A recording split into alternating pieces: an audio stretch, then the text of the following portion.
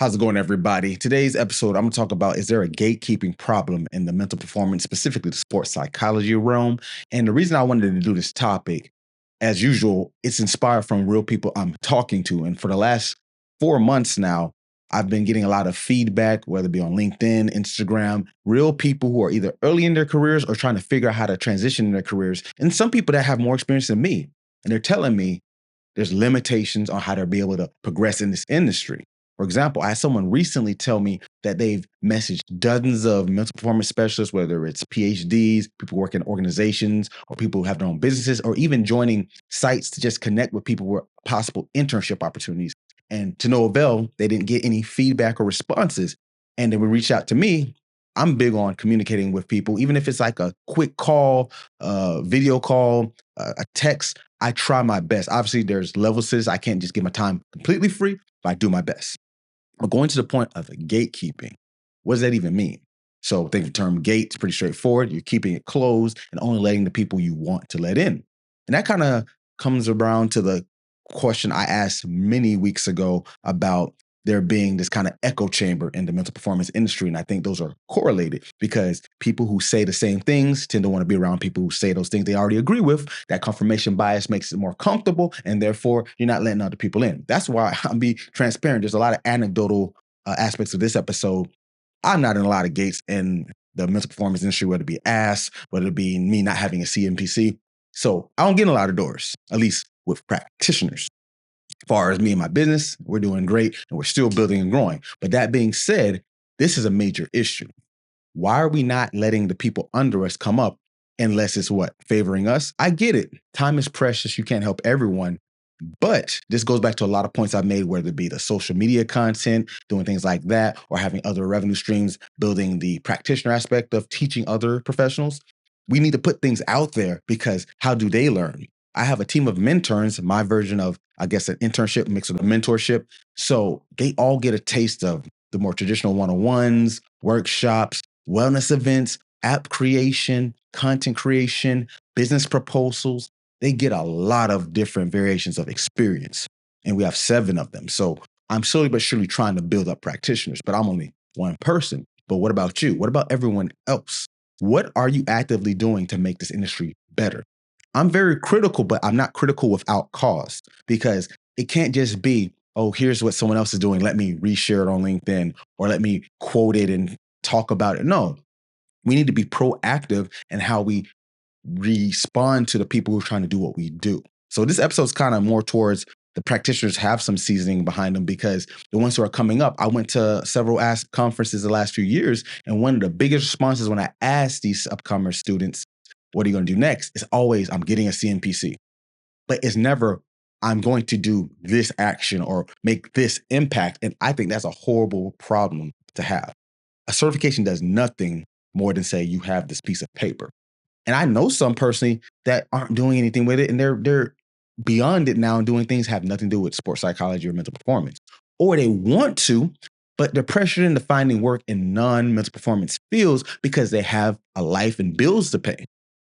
That's the reality. And I made a comment about the average salary in America being $39,000 a year. And I want to ask you on this video, how many of you will make that this year, either specifically through your own business or specifically through a job that you have through this field? Now, granted, if you work with like one of the contracts with the military, or if you work with a pro sports team or a college team, or maybe even a youth organization, you might make that average. But is that enough to thrive?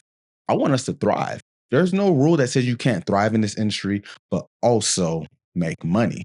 Like, I'm being real. I want to build $1 million business, and I'm quite on my way to doing that. Not quite yet, but that's the path I'm on.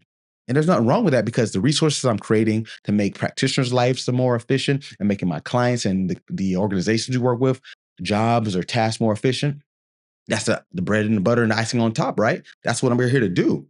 And I have my family to take care of and my employees as well as my interns. So there's no thing saying that's mutually exclusive. So going back to when we don't give these opportunities of letting the people coming up behind us get exposure, how do they truly learn? Because the biggest thing I hear is we need more experience.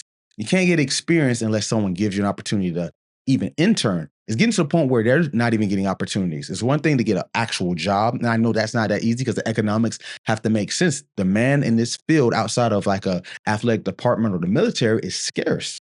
Meaning there's people like me who do have their own entity, but even I can only do so much, right? I have a payroll and it's in its range, but I can't just bring people on because I want to. It has to financially make sense. And also how Mind Body One is run, I have to have people who are capable to do what I do. That's why I don't gatekeep because I understand that is a learning curve. So everyone who works with me has to go through those processes and I'm here to educate it. It's a little more work on my part. I can't lie and say it isn't. I put a lot of time in teaching my constituents as well as running the business, but it's necessary. And I do it with people who aren't part of my team. I've had probably 10 calls in the last month or two with random strangers I met on LinkedIn or Instagram that wanted to get some insights. Some was like a 20-minute call, some were an hour long. But the less we allow these conversations to happen, not only with people who aren't directly making money for our business or the organization or our interns, the less likely this field can really grow. It's getting more people interested. I think I've seen that in the last decade or so. But how many people are actually getting to thrive? I'm sick of hearing the same response of, I don't know what to do. I have my degree, master's, PhD, CNPC, but yet I still haven't found a job. Yet I'm still not making money. It goes beyond teaching skills. Like I see plenty of that. I'll give them that. They're good at teaching like the more counseling therapeutic type skills. I see promotions of that all the time. How to conduct this type of session or this type of theoretical orientation. Great. But if you can't work with someone, what does that even matter? So, like I said, this episode was meant to be more of me speaking on the topic. There's not much I can say other than reach out to someone. I know there is people actively doing this, so it's not like it's not happening. But if I'm getting this much feedback of what to do, no one's helping me, maybe start at the academic level. Every master's program requires some kind of thesis, dissertation, internship, site hours. If it's CNPC, they have to get direct hours. Are you doing enough for the people? And it's not saying you're not. I'm just saying question yourself. Are you doing enough for the people that look inspired to do what you're doing? Take someone under your wing that has no stipulations, Yeah, they get paid for hours to supervise. That's great, but I'm be transparent. My mentorship program, I charge nothing. And all honestly, they're getting more when you put a dollar sign on it from me than vice versa, because I could easily charge $200 to $300 for this every hour, but I don't. Their payment to me is helping my team and assisting my other employees. That way they get real life experience and I get some assistance. So that's a way to look at it. Maybe that's something that you can look at if you have your own either business organization you work with, bringing in these people, not necessarily as interns, but almost something like it's beyond shadowing, but it's not on the stipulations of they need to do a verbatim 8 hours a day, 4 or 5 days a week type of internship. Maybe their specific role to you is only one thing.